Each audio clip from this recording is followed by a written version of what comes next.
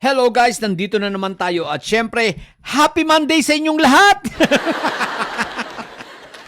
Bagamat biyernes pa lang ngayon binabati ko na kayo ng maligayang Lunes o Martes, alinman sa dalawa, no? Sapagkat syempre, advance tayo mag-isip. Syempre naman, bakit? Masaya tayo sa Lunes, sigurado yan, ano?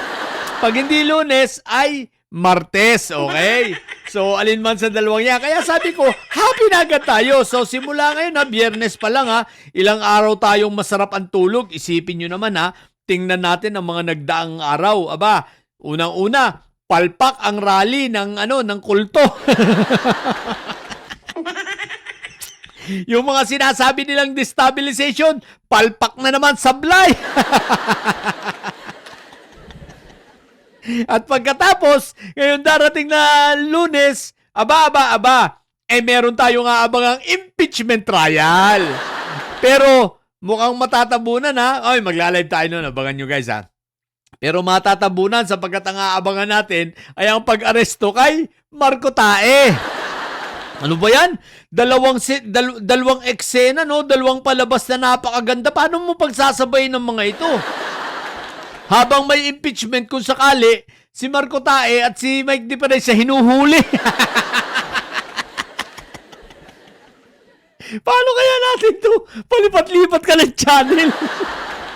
Nagla-live sa Senado, no? Impeachment trial, tapos may hinuhuli. Ang ganda. Ang sarap ng mga senaryo na abangan natin. Kaya sabi ko sa inyo, Happy Monday! Mga didilis, Happy Monday! Eto, makinig kayo Alam nyo kung sino ang dapat sisihin dito sa mga nangyaring ito? Aba sila. Yung mga kulturen. Bakit? Di ba nagdasal-dasal sila, nagpanapanalangin sila na sabi nila accountability, nagrally-rally pa sila ng accountability. Ayan, dininig! Nadinig! Yun nga lang, ang tinamaan yung kanilang kasamahan. Ang tinamaan ng accountability. Si Marco Tae, tsaka si Mike Diferencia. O di ba? Tinupad agad ng Diyos yung panalangin nyo. Ay, teka, Diyos ka. Mali. Sorry. O di ba at least natupad yung panalangin yung mga hinayupa kayo? May pa-accountability kayo. Ayan, ngayon. May nabasa ako sa comment section. Di bale, makakalaya din yan sa 2020. Isipin mo, yung makulong ka nga lang ng 3 araw, ang hirap na.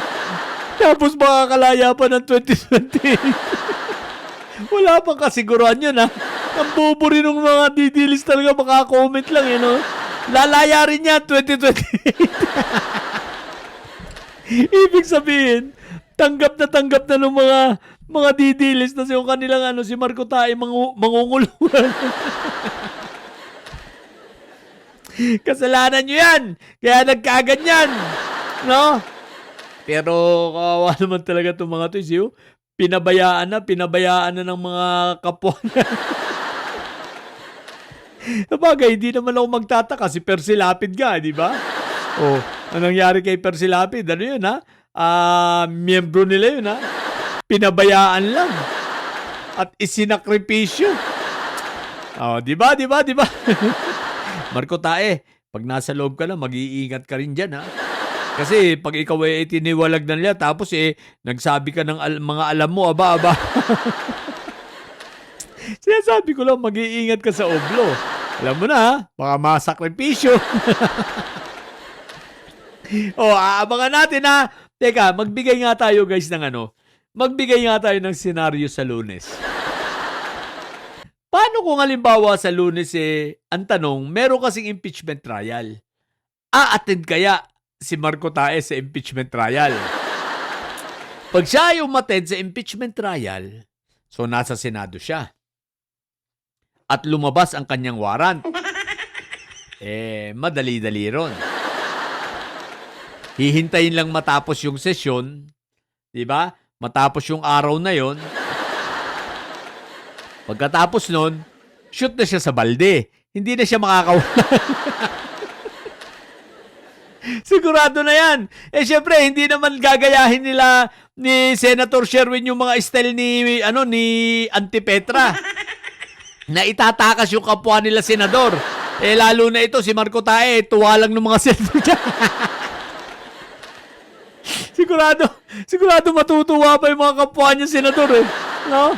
So, ibig sabihin, pag siya a-attend, madali siyang ulihin. Ngayon, ang tanong, kung hindi naman siya a-attend, malamang magtatago sa sentral. At hindi niya tutuparin yung kanyang pangako na pinangako niya na siya ay susuko. Magtatago, no? Eh, pero ang tanong ko, paano si Mike Diferensya? Saan kaya ito magtatago? Sa KTV sa Pasig? Oh, PNP! DILG NBI ngayon pa lang wag nyo nang tantanan ng isurveillance yun na yan. Wag nyo nang tatantanan kung saan sila mga nagpupunta. Wag nyo nang lulubayan. Para sa gano'n, pag nilabasan ng warrant, madali na. Locate nyo na kung nasan silang lugar, di ba? So, bantay-bantay. Wala kayang presko nitong mga ito. Habang ako presko nitong mga ito no? So, nakikinikinita ko na si Marco Tae. Ngayon pala, umiiyak na. Sabi nga pala sa post ni Atty. Reyes, shoutout sa iyo, Atty. Reyes, Sabi ni Atty. Reyes, pag minagshot daw, bawal daw ang may wiki. At least, nasagot na yung katanungan ko. No? Seryoso tanong yun, hindi ko alam kung pwede bang nakawig o hindi So, sabi ni Atty. Reyes, sa post niya, hindi pwedeng nakawig. So, ibig sabihin, imamag-shot ng kalbo.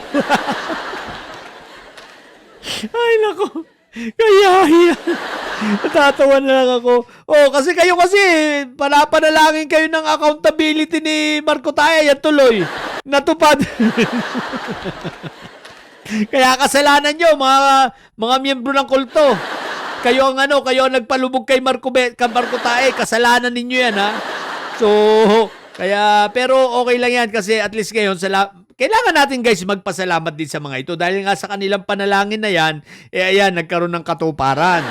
Tapos dahil sa kasisigaw nila ng accountability, lalong na-motivate si Ombudsman na, oo nga, dapat talaga dating ituloy ito dahil accountability pa lang hinihingi ng mga kapwa niya miyembro O di ba tinuluyan? Kaya wag na kayo magalit kay Ombudsman, mga siraulo. Tinupad lang niya yung gusto nyo Tinupad lang niya yung hiling ninyo. Kaya wag na kayo magalit. Dapat nga matuwa kayo at magpasalamat, di ba? Dahil yan naman yung hiling nyo, di ba? Transparency, accountability, di ba? Di tinupad.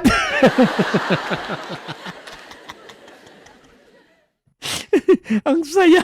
Yan sige na, hanggang dito lang So again mga ka-BBF ko, happy na tayo sa weekends, pero happy Monday and Tuesday! Ang daming ganap next week, what the heck? Ay, nako. So, yun lang. Sa mga bobonti dilis, sa mga iyakin dyan, magsiiyak na kayo. At saka sa mga kulto dyan, magsiiyak na rin kayo. Matili kayo mga bobot my side. Sapagkat on my side, laging high blah! Bye!